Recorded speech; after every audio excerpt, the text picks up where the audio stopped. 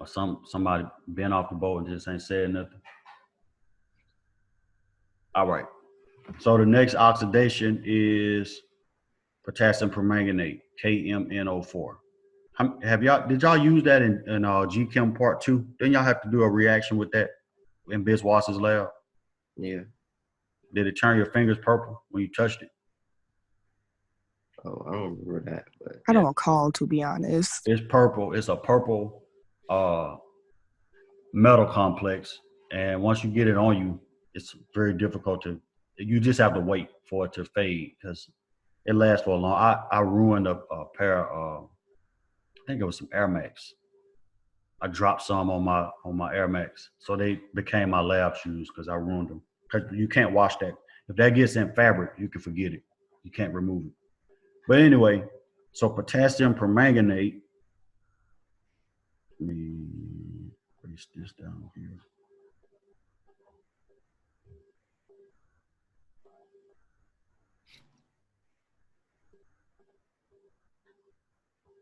Potassium permanganate is a very strong oxidant. And so with potassium permanganate, it's not going to stop at the aldehyde. See here, we got a primary alcohol. It doesn't stop at the aldehyde, right? It ends up oxidizing a primary alcohol all the way up to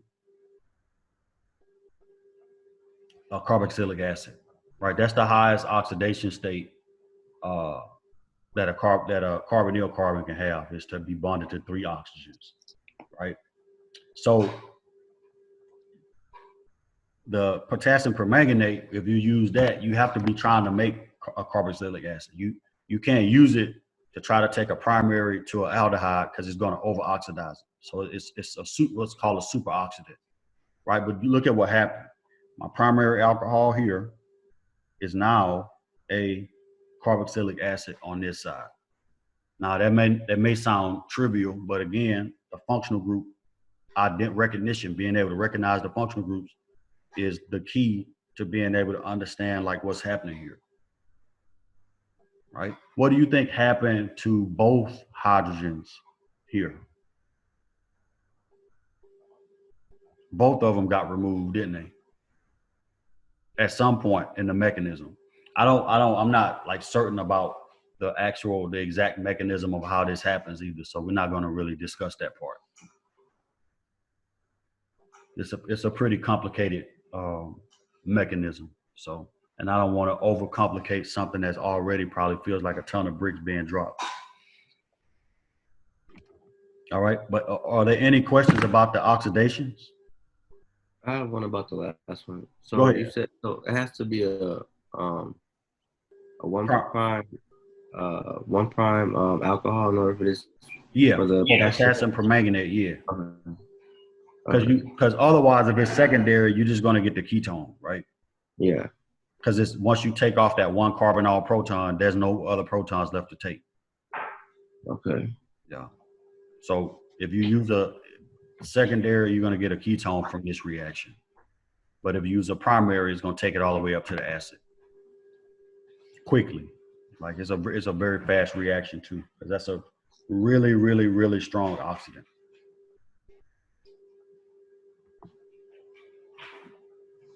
All right, any questions about this?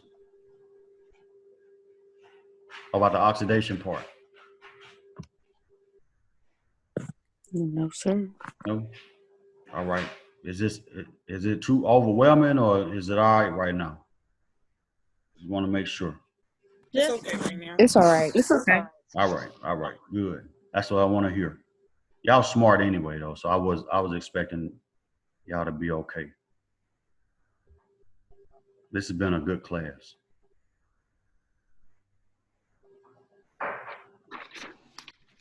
If I can get this eraser to work, I'll be doing good. All right. Now let's move over to here. And we got, what is the last day? Is the last day of class Monday? Yes. Yeah. I don't want to start the video because it's going to take a long time for me to explain that. But the hemiacetal, well, Let me think. Both of those are going to take a while to explain. I'm gonna add in hemiacetal reaction because we could do that in a couple of minutes, right? So with a hemiacetal, this is a type of functional group. A lot of times that's used to protect carbonyls. And what I mean by protect is, let's say you have a big natural product that you're trying to synthesize. You have a carbonyl that's sensitive to a lot of different reactions. What you sometimes want to do is make it inert. So you protect it. You turn it into a hemiacetal or acetal, and then that holds that carbonyl so that it can't react, right? So you basically put a cap on it or cover over it to keep it from reacting. So with the hemiacetal formation, let's just talk about that real quick. We're going to actually talk about that mechanism. And if I have let's say, let me just start with a simple aldehyde, acid aldehyde. If I have that and I treat it with 1 mole of methanol. All right, let's think about this now. What do you think is going to happen? What happened? Go ahead. It's gonna add to the well, the pi bond gets broken, electron move up to oxygen. Yeah, it's going to attack the carbonyl. Isn't that right? This is no different than what happened during esterification. So the alcohol attacks the carbonyl, and then you end up with what? A tertiary intermediate. A tetrahedral intermediate. Good, good. Tetrahedral. So that's H. Actually, let me move the H because I want to show that proton, be able to show that proton transfer.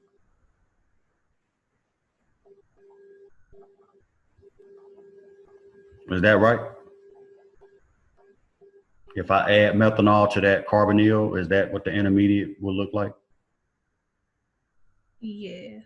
And then in the next step, it's just a proton transfer from here to here, right? And so I end up with this OH, OCH3, H. Oh, that's bad. CH3. Let me fix that hydrogen. Right, and this is what we call a hemiacetal.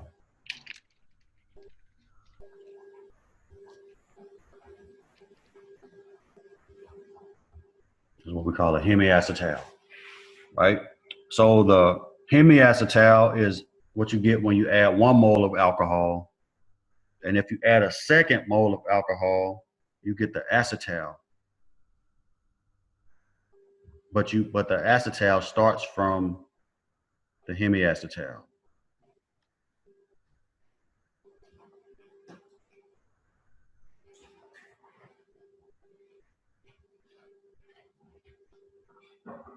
All right. So in this case, instead of, there's nothing to attack because the carbon is quaternary. So what happens in this case is the OH does a proton transfer from the alcohol, from methanol. Let me show that.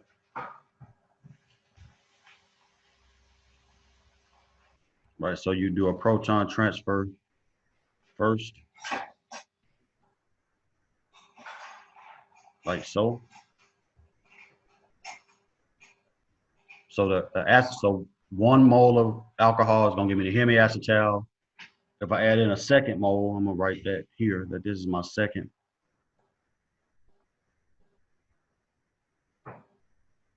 That's my 2nd mole of alcohol. If I add a 2nd mole of alcohol in, then I'm gonna get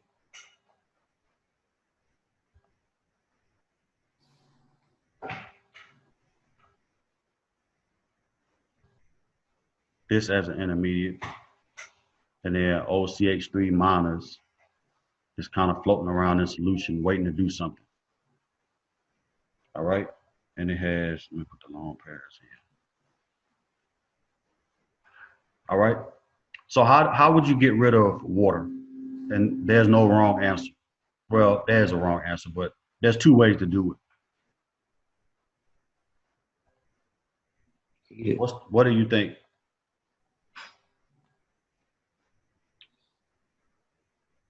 Could it leave on its own spontaneously? Yeah. Yeah, I mean, it's a good leaving group, right? Yeah.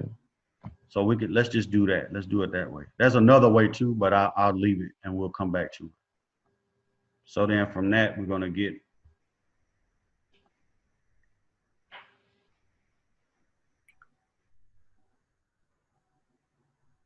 a carbocation intermediate, and then the OCH3 can come and attack that, right? And that's gonna leave me with the acetal.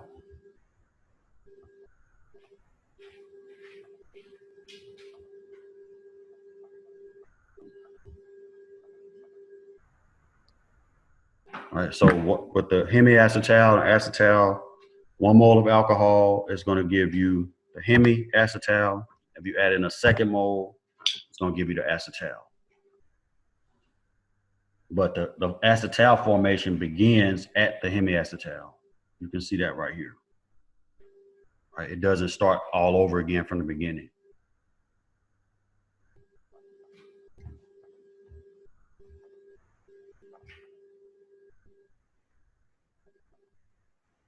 All right, so actually I'm gonna stop here. And you can see up here with the hemiacetal and acetal, start with a ketone. It can be an aldehyde or a ketone, it doesn't matter. Start with a ketone, and then you end up with, and you react that with 1 mole of alcohol. And then you see that alkoxy group from the alcohol attacks the ketone. And then here with 2 moles, you get two groups, right? So you get the acetal or the hemiacetal, depending on how much of the alcohol you add. All right, so I'm gonna stop here. Any questions about anything? Dr. Russell, Go ahead. the assessment is tonight. Huh? Is the assessment due tonight or is it Sunday night? What, you talking about from the NMR stuff? Yes. Let me check the date. 'Cause I thought I made it due yesterday, but let me check the date. I think you said this is due tonight. Yeah. I need to move this out of the way so I can get to it. Let me see, my friend. You're gonna have to sweep that, baby girl. That's not on. Let's see. If it's still lit up, then it's tonight.